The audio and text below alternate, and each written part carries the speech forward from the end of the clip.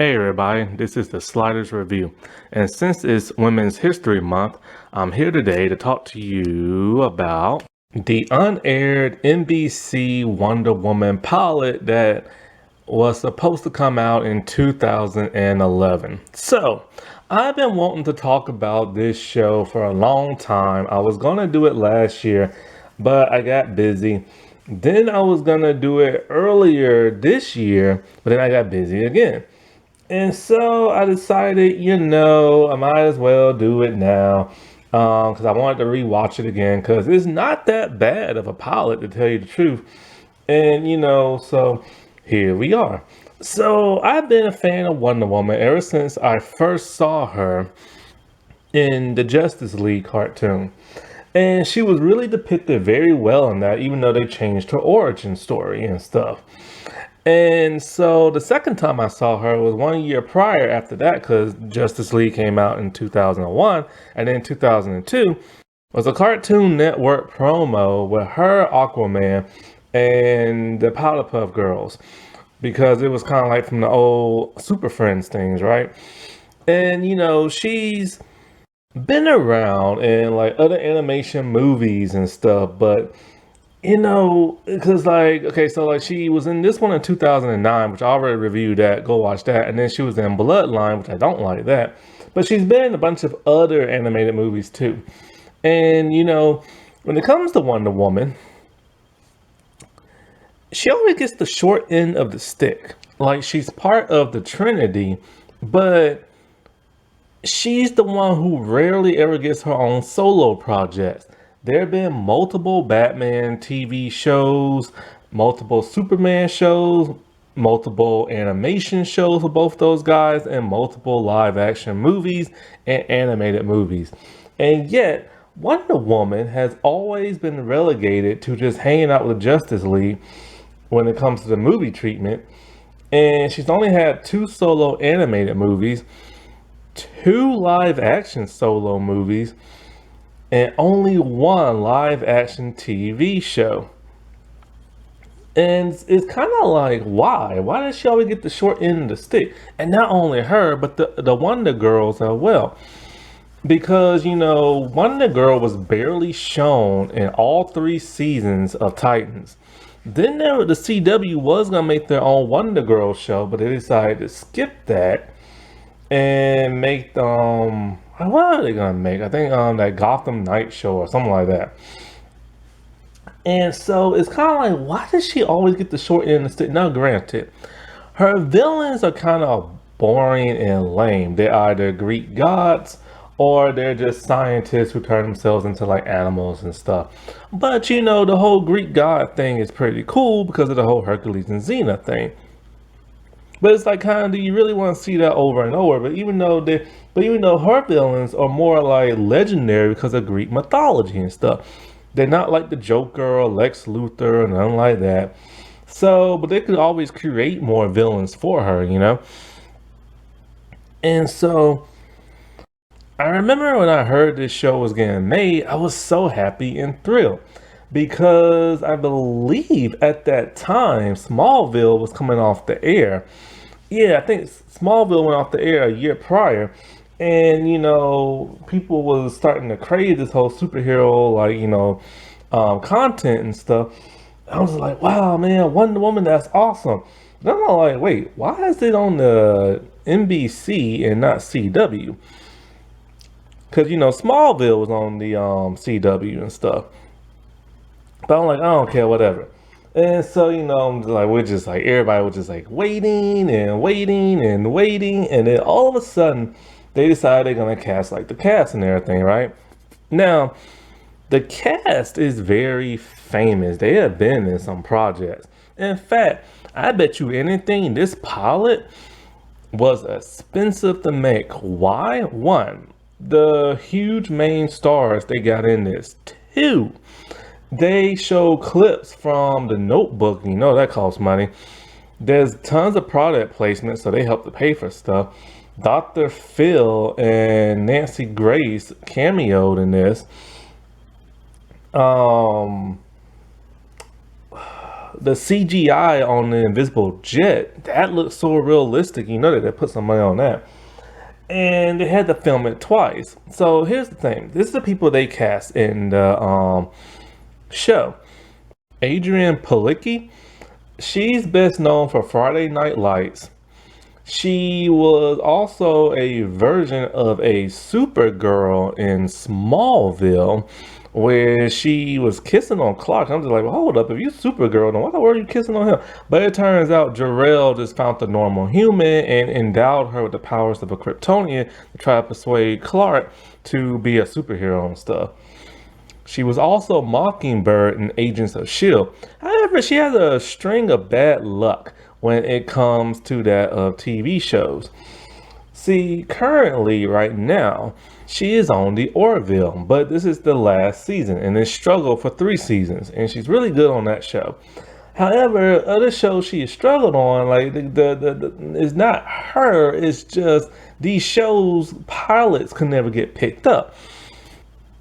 The Robinson Family, Lost in Space, the UPN Unaired pilot, that was actually pretty good. I need to talk about that one day. She was in that, and that never got picked up. They're supposed to make some type of Marvel spin-off show with Mockingbird, and that didn't get picked up. As you know, the Wonder Woman thing didn't get picked up, but she also played an evil mermaid in the Aquaman unaired pilot, and that didn't get picked up. So it's like she's always part of these like pilots that just sadly never get picked up. Now, in this show, their Wonder Woman is young. Don't know how old she is. It's never been explained. Her origins in this are never explained, but they have changed some things up. For a starter, she goes by 3 personas in this. One is Wonder Woman, the vigilante. Then, because you know how like, and then the other one is Diana Themyscira. That's the last name, Themyscira. Why?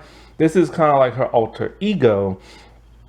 You know how Superman goes by Kal-El, but then he turns into Superman, so it's like that.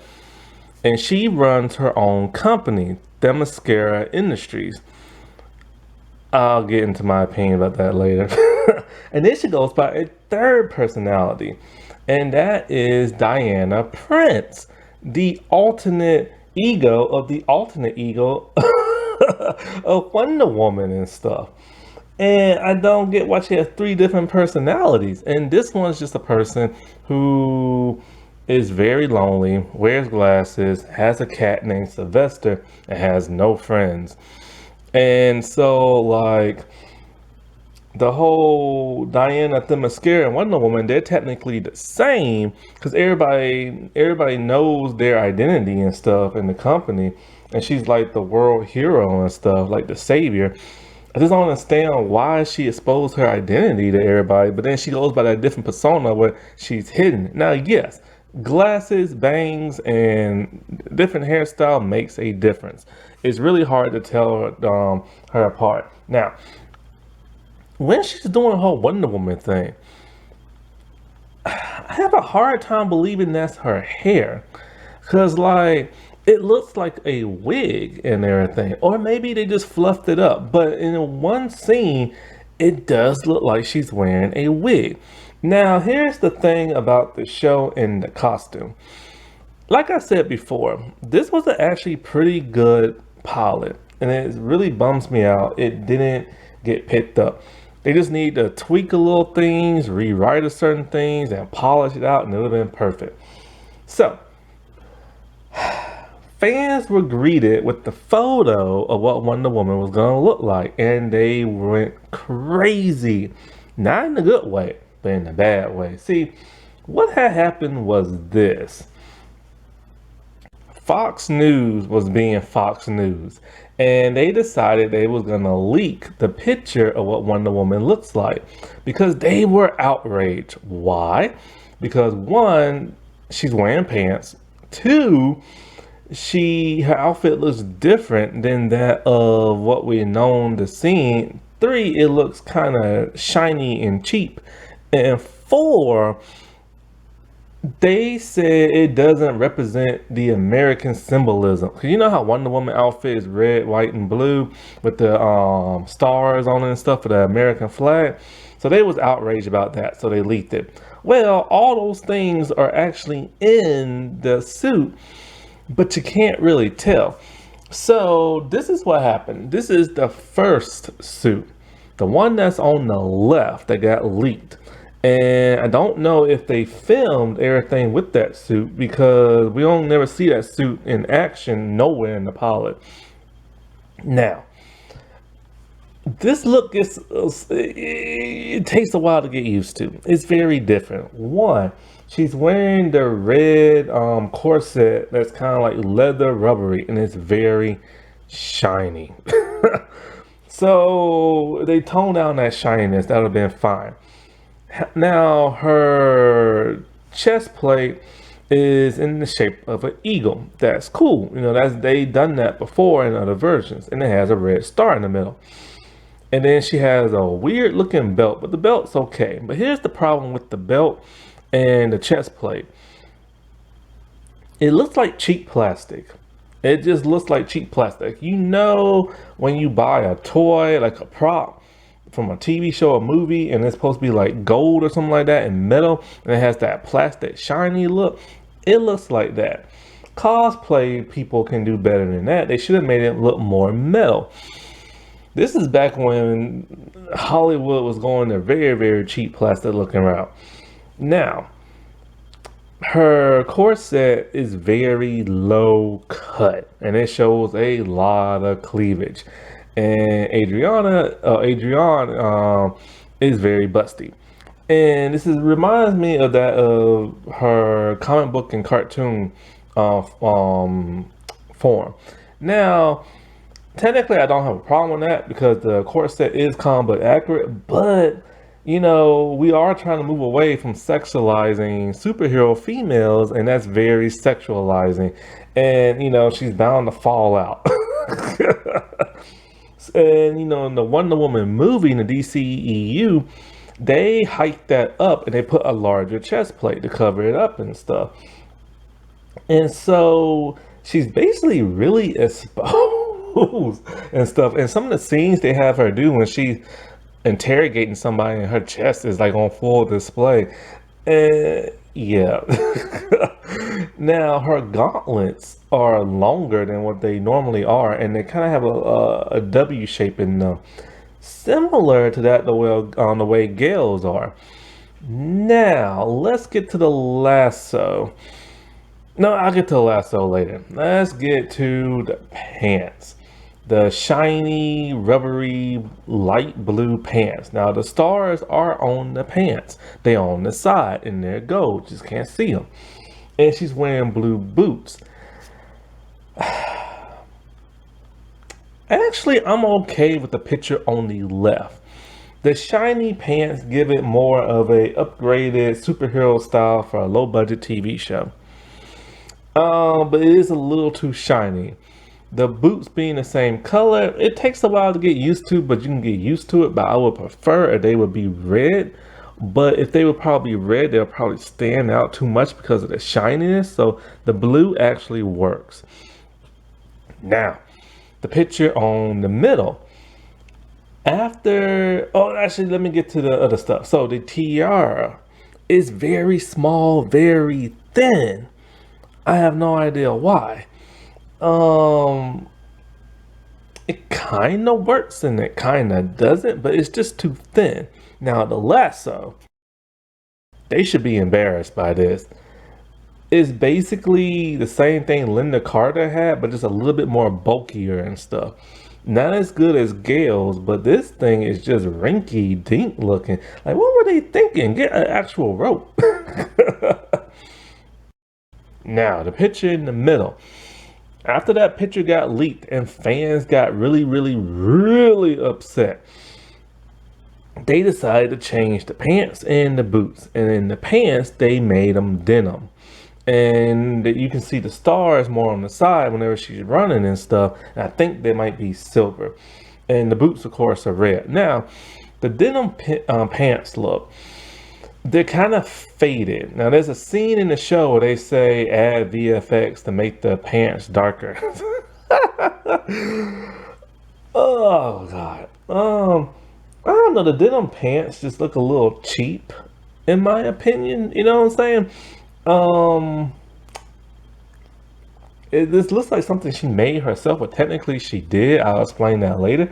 Um, it just looks cheap. It doesn't look super heroic. It looks like it's old school. You know what I'm saying? It kind of works when you see her running in this one scene. It works like when she's running and stuff, but it just looks kind of cheap and flimsy. When it's compared to the shininess stuff on top, it's like the top is shiny, but the bottom is like flat. That don't make no sense. Now there's the picture on the right. See, after the first one leaked, then they sent out a second picture with the denim pants one. But the third picture, the comic book accurate picture, they never leaked that. That's actually in the pilot. And that only shows up at the end during the fight sequence. So they could not make up their mind as to what they wanted. So they just gave us a comic book accurate outfit.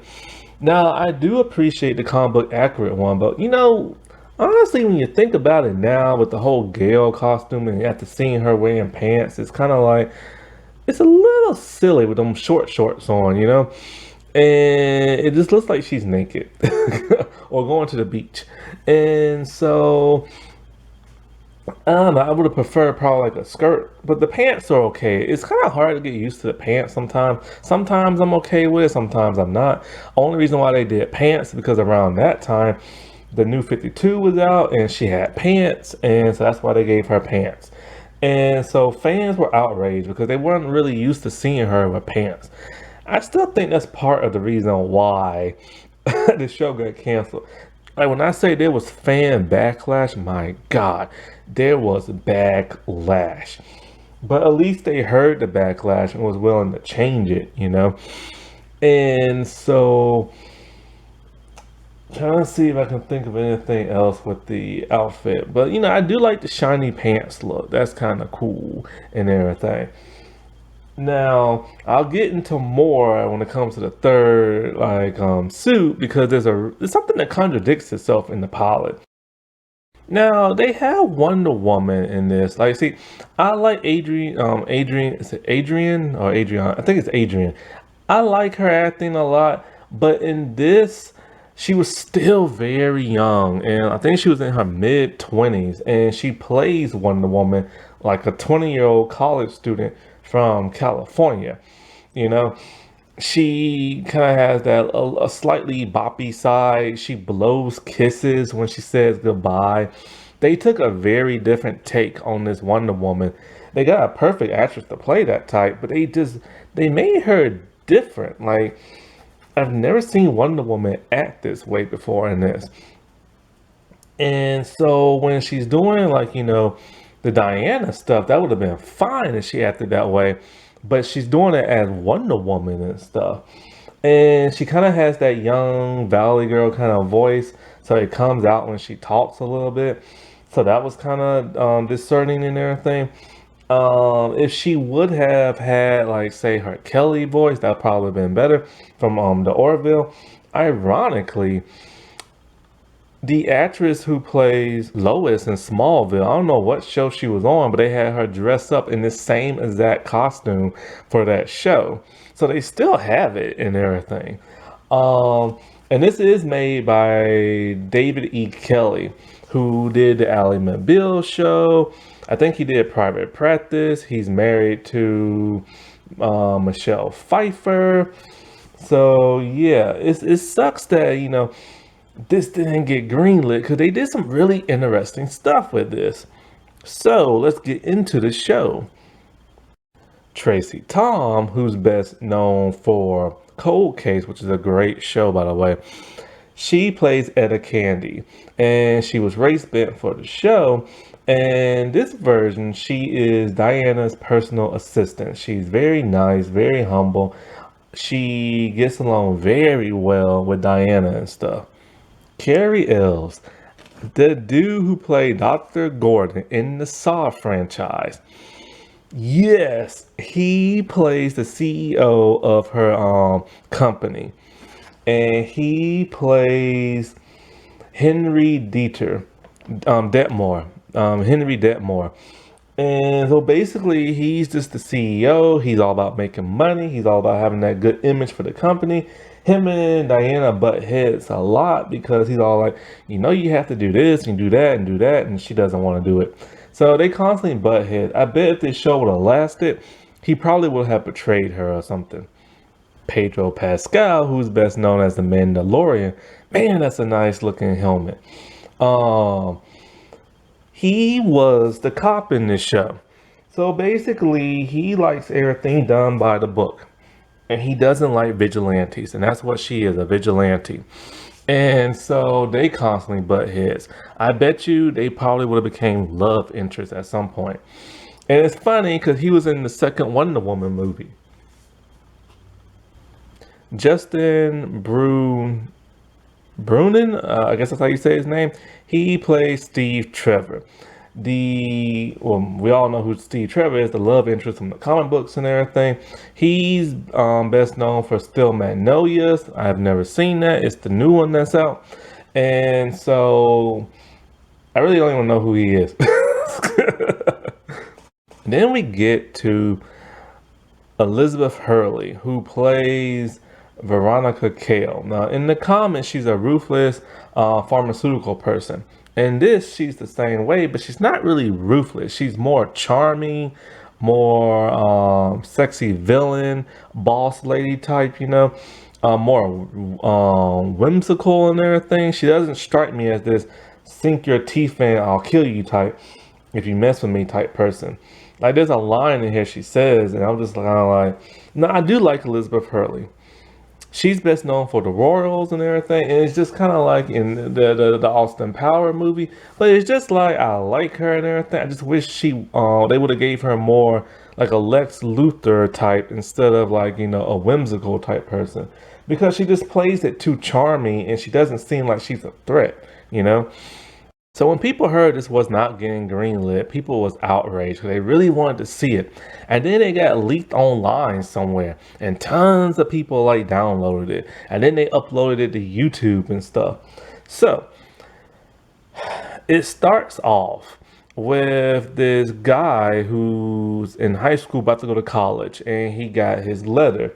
And so his family's all excited and they're waiting for him to like open it, and he gets accepted. Now he lives in the ghetto and everything. So for him to get into college is a big deal.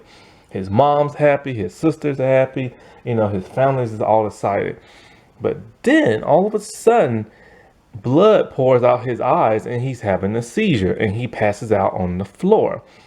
And we don't know what's going on. We don't know why this is happening. It cuts from that and it goes straight into the action. There's a bald-headed man running through the streets and everything, and he's like dodging cars and traffic. Now, all the traffic has like stopped and everything. And who's on his tail? Wonder Woman. And I love how this happened. You see him running, and we see the back of him, right? And the camera is just like, running after him. And then all of a sudden, slowly coming up in the view of the camera is Wonder Woman in the back of her head, just chasing him down. And I love this chase sequence. It really looks like they're running at high speed. And for a pilot, it was so believable. And so he's doing his freestyle running. She's just running, jumping on top of cars, leaping really high. Now, this Wonder Woman cannot fly. She's super strong and she can leap high in the air and run pretty fast. But that's about it. And so, because they always ground Wonder Woman in all these like live action and animated stuff. She rarely ever flies anymore. And so she's just chasing them down. And I love the way the actress is running. Like she looks so good when she runs. And then she gets hit by a car hard to let you know she does have super strength. And so after chasing him down some more, she goes into like this mall complex, and then she chases him down the stairs, leaping down below, and then she whips out her lasso, and then she wraps it around his neck and everything. So when she pulls him back, she injects him with something. What? We don't know. All we know is that from what the news people keep saying, he has some type of super strength and everything. So the people are like cheering her on, thanking her for saving the day, and she flies back to her company in her invisible jet. Now, her invisible jet, it looks great. It has a very unique style to it. It's white and it's glossy. It looks like a giant plastic egg, kind of, but in a jet-like form. The CGI on it is great. They made a practical one for her to get in and out of. I love when she drives it because they show her in the cockpit view and she's like turning and everything like that, and it just looks so realistic. I love how they do that. Now, ironically, the invisible jet does not turn invisible, and she has three for some bizarre reason that are identical.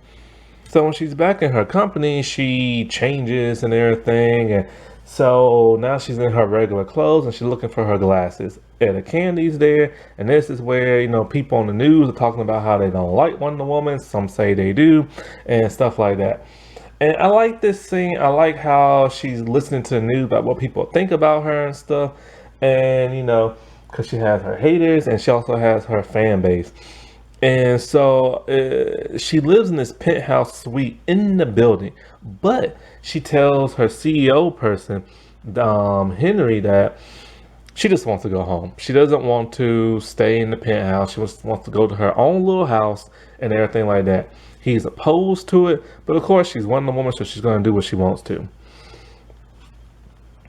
And she's doing her disguise thing, hair in a ponytail, regular clothes, bangs, glasses, so nobody knows who she is. But I don't know how they not gonna figure out Diana Prince, Diana Femscara, Princess Diana, all these Dianas with dark hair and everything, and faces are similar. So when she goes home, like I said before, she has a cat named Sylvester. And as she's sitting down, she's watching The Notebook, and when she watches this movie, she gets pretty emotional and everything. She gets really sad, and there we see a flashback. This is a great way to go into a flashback. It's just not randomly going there. It's happening because her emotions got triggered, and it's her and it's Steven. And so they're talking and they're having a really emotional talk. She is talking about how she can't do this no more. Having friends and family will put their lives in danger, and it'll be best if she just end things. She wants to break up with him. And so he doesn't want to break up. He's fighting for her and everything, and this is hard for him. And so she wants to move away, I think to California or something like that. I forget where she moves to, where she starts her company up and stuff. And she's just like upset. She's just tired. Like, she doesn't want to break up with him, but she doesn't want him to die in case somebody like put two and two together, And I love how this scene is shot. The camera is constantly moving left from right to them, but there's like a wine glass in front of them. So you see this really cool reflection on them. That is great. So while at her company, she's upset. And this is the part where she feels like she's sexualized too much. And people just like drool over her. See, there's a doll being made, a Wonder Woman doll, and there's a couple of them already, and she doesn't like it. She's all like, this projects a stereotype. She's all like, look, I get it. Amazons have a huge chest, but this doll is too big. Like, the chest is too big. Also, what's up with the little underwear short things? And she's all like, y'all acting like this costume is made to sell toys. And then Henry's all like, that's the purpose. It's supposed to sell toys. That's how we fund all your superhero like computers and gadgets and like equipment to help her fight crime in this building and stuff. The building is pretty much just like a front and everything. And so he's all like, you designed your costume so you can sell toys. Now this is already breaking that of the origin and stuff. The origin is that that's her mom's outfit. And her mom used to be Wonder Woman back in the old days. And then when either she stole it or she won a contest, depending on which origin you read and stuff, or which version you watch. And so, she took Trevor back to man's world and stuff like that. And so the fact that she made her own costume, the underwear looking one, the comic book accurate one, to sell toys, I don't like that. I don't like that at all. The whole her having a company, that's just kind of odd. Like, it's just weird and out of place. But then again, Wonder Woman has had so many different jobs and comics and TV shows, so it's different, but it's too much of a Batman thing. And so, in an Iron Man thing, 'cause Iron Man came out a few years before this, and everybody knows his identity and stuff like that. So they're trying to like piggyback off that. And it was just kind of odd and strange, just her working in like a company and stuff. And so she tells them, change this thing and blah blah blah, and I don't like being objectified and stuff like that. So then she goes, and I think one or two things happen. I'll just get into this point. So then the mother of that boy showed up and called her Miss Femascara and is talking, and because see, this is what happened. The guy she was chasing, turns out he supplied her son with drugs. And so when that happened, she contacted Wonder Woman. That's why Wonder Woman went after that dude. And she tells him, did you kill him? And Wonder Woman's like, no. And so she's all like, why not? I would have done it. And if I ever see him, I'll kill him and stuff. And Wonder Woman has to like calm this woman down because she's a grieving mother, Her son is in the hospital. Her firstborn, who's about to go to college, and their family's poor. And Wonder Woman tells her, look, you have other kids to take care of. And, basically it's kind of like they don't need their mom behind bars, And she says she'll get to the bottom of this and she'll figure out what's going on. So she hops in her jet and she flies to go see the man in the hospital. But that's not all who she goes to visit. She goes to visit the boy who overdosed. And so he tells her, like he's thankful she came to visit him. That was just like a nice thing, you know what I'm saying? And so she made his day. And so then she goes to visit the guy. But the cop won't let her in because she doesn't have the authority to go in there and talk to him. This is the part that don't make no sense and contradicts what she said about the toy. She's wearing her denim pants for now. She tells him, you see this outfit? You like this outfit I'm wearing, right? This outfit opened doors one way or another. So in one way, she's saying, look, you gotta open this door. I'm gonna bust this door open and go in myself. Or two, hey, you like what you see, right? So open this door for me. So it kind of contradicts what she was saying about the toy because she's literally putting emphasis on her outfit and getting her way in a female kind of way, like when they get in the clubs for free and stuff.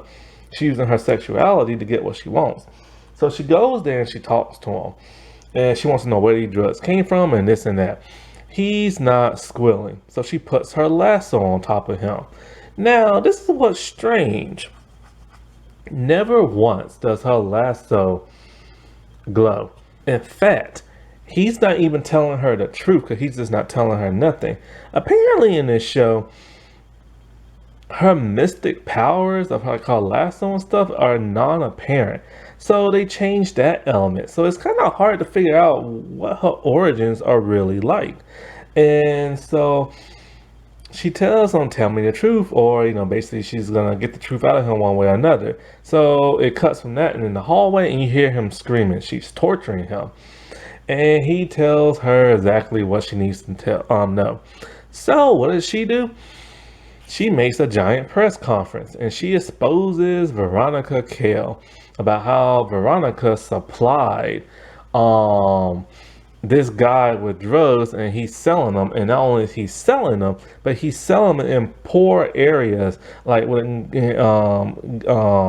urban areas and stuff, to a bunch of black kids. And they're like getting high off that crap. And so Veronica is not happy about this, but she decides to do something interesting. She's going to visit Wonder Woman, so she can kind of like bury the hatchet and be all like, "Look, I have nothing to do with this and everything." But basically, Wonder Woman figures out that she's trying to enhance these men to be super soldiers because that's what that dude told her, and she's trying to sell it to the U.S. government. And so he tells her there are like test subjects in her laboratory. Some people make it out of there okay, and others end up disfigured and stuff. And so Wonder Woman vows to, like, bring her down and stuff. So at some point, I think she's talking to like somebody who works for like the Senate or something like that, and trying to persuade him not to, get involved with Veronica and stuff. And so after that, she has some more flashbacks of her and Steve as she breaks up with him and stuff like that. And then when she's with Etta Candy and with Henry and stuff, Etta Candy gets a call. Sadly, it's the hospital. And that boy who was supposed to go to college, he did not make it. This infuriates Wonder Woman. And so she suits up. So when she suits up and everything, we get a nice little montage, and that's kind of cool. I like that. But we don't know exactly what outfit she's wearing. And when I found out, I was very surprised. Now, as you can see, when she grabs her boots, she has her blue boots too. So at some point they did keep that costume and said that I guess she changed multiple times over the years. And she did at some point wear that blue pants outfit, the shiny one and stuff. So that was really interesting. So she flies to like Veronica Cale's place, and like I said before, I love the CGI on the invisible jet, which never turns invisible. And I love how she's like in the cockpit, the view, how she's like moving the handle around and stuff like that. It's very engaging. I love it. So then we cut to a bunch of muscular men, bodybuilder men. I'm just like, what the world? I'm just kind of like, that's the villains, like, because the show is cheap, so they can't really go like all out with costumes and stuff like that. So basically all these bodybuilding men is on that drug, and so now they endowed with super strength. And so in comes Wonder Woman, and I was very shocked and surprised. She's wearing her comic book accurate suit. And I was just kind of like, what happened to the denim pants? Like, they made such a big fuss about that. So at some point, for some bizarre reason, they decided to change it in the pilot. The pilot is kind of like slightly choppy at times, like some VFX aren't there. When she fights the goons and everything, you can see the wires on her exposed perfectly. And it's just like they didn't have time to CG that out. And the fight scene is very dismal. It's okay, but it's nothing to shake a tail feather at. And it's mostly just the stunt woman while she do the close-up punches and stuff, but it's not really all that impressive. And the fact that you see the wire work is weird. And so now there are two scenes in this that when she is fighting, it reminds me a little bit of how Gale fights in the DCEU. You know how when Gale, that Wonder Woman, like slides on the floor and leg sweeps somebody? She does something similar here where she just slides on the floor to kind of like get away from somebody, but she doesn't leg sweep them. And also remember in DCEU when Wonder Woman has like her shield and her sword, and she like runs in the air and she leaps in the air and she does kind of like a spin, almost like a corkscrew, and then she lands the blow on somebody with her sword. Here she does something very similar. Like she'll run, she'll do the same exact move, but instead of a sword, she'll like punch you and stuff. And I'm just like, that's more than just a coincidence. Somebody had to have seen that, and stuff, because that's one of Wonder Woman's major moves in the DCEU. Then there's like a guard and he pulls a gun on her and we get the Wonder Woman stuff, the deflection of the gauntlets, and it's awesome. The big sparks are like everywhere, and then they happen so fast that you can't really see how cheesy the cartoony sparks look, but it looks amazing. However, she does something unprecedented. She takes a when she's fighting off this goon, she takes a pipe that he had and she throws it at the guard with the gun. It goes through his neck. She literally killed that dude. I'm just like, what the world, man? Now, when she went to go fight these goons, her CEO called the cops so they can back her up and everything. So after she done fighting the goons, she turns around and she sees Veronica. And this is where the cheesy dialogue comes. Veronica's all like, you broke into my laboratory. There's tons of video footage of you beating up on my guards and stuff like that. You killed the man. And she's all like, I'm going to take you down with the most powerful thing, the American justice system. I'm like, what? Like, what kind of crap is that? And then Wonder Woman rolls her eyes. I'm just like, don't act like a 20-year-old.